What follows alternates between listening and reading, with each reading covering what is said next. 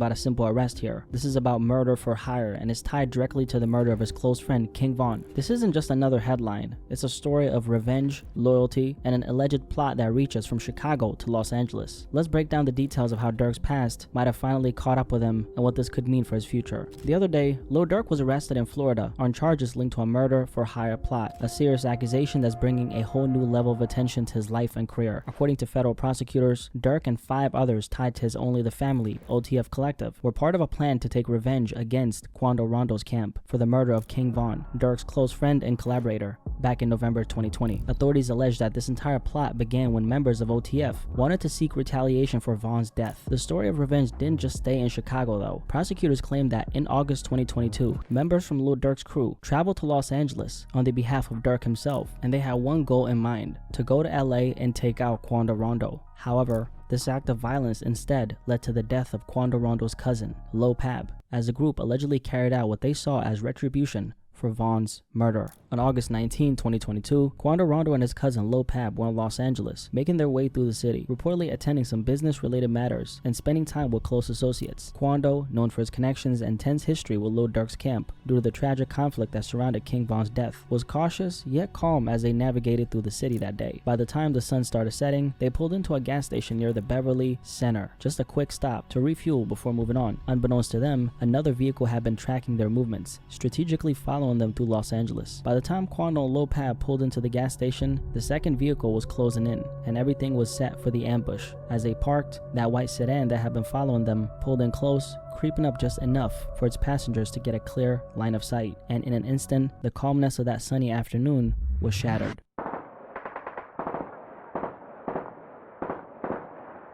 Right now, the search is on for 3 people who police say shot at a Savannah rapper, killing a member of his entourage. It happened in Los Angeles, and cameras captured the aftermath. As shots rang out and chaos erupted, the black SUV became the center of a tragic, gut-wrenching scene. The air was filled with panic, and within moments, it was clear the ambush had left someone critically hurt. Quando Rondo's cousin, Lil Pab, was hit, but the full weight of what had just happened didn't hit Quando until later on. Caught on camera, the haunting audio of Quando's screams went viral in the hours that followed. His voice is filled with absolute devastation, echoing through the chaotic scene as he realizes his cousin wasn't gonna make it. The ending of a shooting that started in Los Angeles, California. Sheriff's deputies pulling out a man who had been shot in an SUV. For Quando, this wasn't just a loss, it was a moment of public grief, a rare glimpse into the pain that artists like himself carry behind the scenes. It's that scream, filled with shock, disbelief, and grief, that made the story hit even harder, a reminder of how real and dangerous these conflicts can get. After the shots went off and Lil Pab was hit, police were called, and within minutes, the area was swarming with law enforcement and first responders. The gas station near the Beverly Center quickly transformed into a crime scene, with officers blocking off the area, trying to make sense of the chaotic scene. Paramedics rushed to treat Lil Pab, but it was clear his injuries were severe. Despite their efforts, he succumbed to his wounds right there on the spot, under the police lights right at the gas station, as his cousin Quando Rondo watched him pass away in shock. Quando, still being shaken up from the shock, could hardly process what had just happened. He was visibly distraught, pacing back and forth, his screams echoing across the lot, captured on cameras and phones by bystanders. Those screams would go viral, symbolizing the raw pain of a moment that could not be hidden or controlled, a heartbreaking reaction to losing someone so close so suddenly. The police, meanwhile, were already piecing together what little information they had. Witnesses reported seeing a white sedan speed off right after the shooting, leading investigators to believe this was a planned,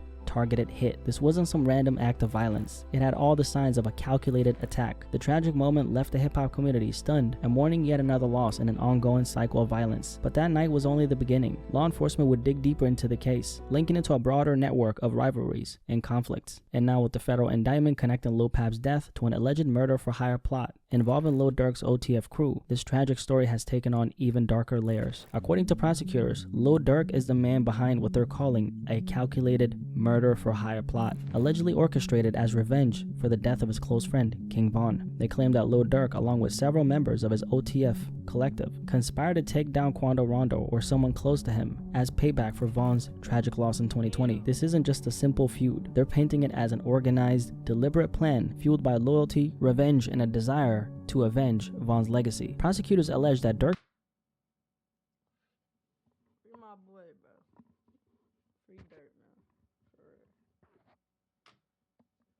His crew wasn't just acting out of anger. They were reportedly promised rewards for their loyalty. The indictment describes coded conversations between the alleged conspirators, detailing promises of financial compensation for opportunities in the music industry under OTF. This, they say, gave the men enough motivation to track down Quando's circle in Los Angeles and pull off a hit that would eventually send a message across the rap industry. Prosecutors are building the case around Durk's deep connection to King Von and the idea that Von's death was a major turning point for Durk. They're arguing that Durk saw Von's death as something that couldn't go unanswered. According to the prosecutors, this wasn't just about grief, but about maintaining his reputation and loyalty within his crew and the streets. They claim Durk felt a duty to take action, leading to this organized retaliation plan. A key element of the prosecution's case is that Durk's associates were allegedly promised rewards, whether in the form of money, prestige, or elevated positions within OTF. The indictment mentions coded language used to communicate these promises, hinting at payouts and increased status for anyone who carried out the attack successfully. Prosecutors argue this incentivized Durk's crew to go to extreme lengths, planning and executing an ambush with the expectation that their loyalty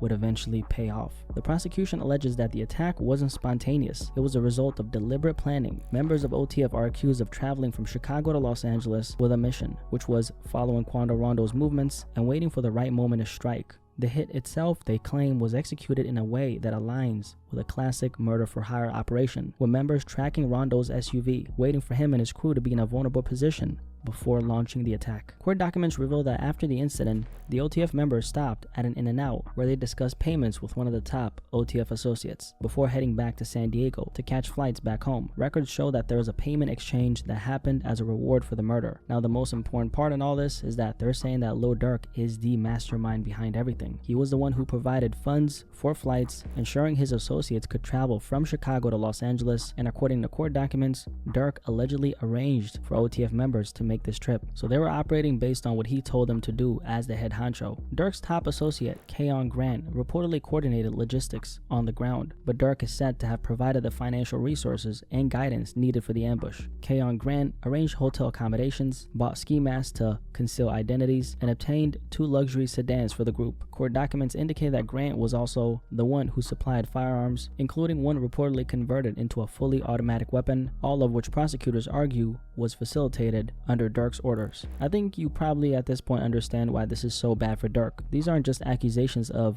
association or indirect involvement. Prosecutors are painting him as the mastermind behind a deadly, premeditated act. He's being accused of financially and logistically supporting a murder-for-hire scheme that targeted a rival, going as far as to cover travel costs, conceal identities, and provide weapons for the attack. This is some serious stuff right here. And if the court accepts this narrative, it elevates his role in the case to the one who's going to carry the full responsibility for organizing a violent conspiracy with potential penalties, including life in prison or even death penalty, if the court finds sufficient evidence of intent. Moreover, the case is built around digital communications, flight records, and surveillance footage, evidence types that can be compelling in court. Prosecutors are likely betting that one of Durk's associates could flip, testifying to strengthen their case even more. If any of the co-conspirators cooperate with authorities, it could seal the case against them, making the charges even harder to fight. Now, one of the things that's a little bit ironic about this entire situation is the fact that for the past 2 years, Lil Durk has publicly been working on cleaning up his image. After years of being tied to the street life, he's tried to turn over a new leaf. For anyone who doesn't know, Lil Durk has not only embraced Islam, but even went as far as converting, changing his name to Mustafa Abdul Malik. So he's definitely been on a journey of rebranding himself. On top of this, he's done community service and launched the Neighborhood Heroes Foundation to support underprivileged youth. And this shift didn't go unnoticed. He was even awarded an honorary key to the city in his hometown suburb of Broadway, Illinois. Durk Banks, or Lil Durk, was honored and celebrated last week with keys to the villages of Bellwood and Broadview. And so on behalf then they took it back once he got locked up. That shit fucked up. of the Village of Broadview, we are honored to present this key to the city to Durk Banks Neighborhood Heroes. And this was literally last week. Local leaders praised his efforts to give back and promote positive change, holding him up as an example of redemption. Fun fact, they ended up revoking the key after this indictment. Lil Durk a few weeks ago also announced that his criminal record was recently wiped clean. Now, could all this be a defensive move on his end? Because when someone is involved in something like this, especially someone with Lil Durk's influence and public presence, it's important to consider how them reshaping their image can help them if legal troubles come their way. Durk's public shift to a more positive, community-focused persona, receiving the key to the city, doing charity work, and his spiritual growth all adds layers to his defense if anything would happen. Like in his case, it sends a message that he's moving away from his past, showing the authorities that he's more serious about changing and leaving his past behind. And maybe for Lil Durk, it wasn't so much about completely avoiding any legal troubles, but maybe he did all this as a way to soften the blow of whatever he did. That's of course me just speculating, but thinking about it logically, it does make sense. Because best believe someone with Lil Durk's status understands the power of public opinion and how it can sway narratives. By portraying himself as a reformed individual, he builds a layer of protection, influencing how people view him and possibly impacting how authorities handle him. The question still remains though, whether this rebranding was a genuine evolution or a strategic buffer given his history. Personally, I don't think this is going to end too well for him. If they actually have recordings or solid evidence of Durk orchestrating a murder, the defense options are limited. When it comes to cases involving premeditated murder, especially with the added weight of conspiracy or organized crime, the sentencing gets really serious. People facing charges like this typically don't get lenient treatment. The legal system often comes down hard, and with someone of his profile, authorities will likely pursue the maximum just to make an example out of him. Durk might be looking at significant time unless his legal team finds a way to poke holes in the prosecution's evidence or challenges the credibility of any witnesses against him. And in high-profile cases like this, even if they don't have direct evidence, the cumulative weight of circumstantial and digital proof can still lead to heavy consequences. Overall, it's really sad to see millionaire rappers still getting involved in situations like this. With the opportunities and success someone like Lil Durk has achieved, you'd think he'd be able to fully separate himself from that lifestyle. But as you guys can see, even with fame, money, and all the chances to make a positive impact in this world, it's clear that he's still stuck on the streets. I'm really curious how this is going to end for him, and it'll definitely take some time for this to get resolved. Anyway, this Lil Durk story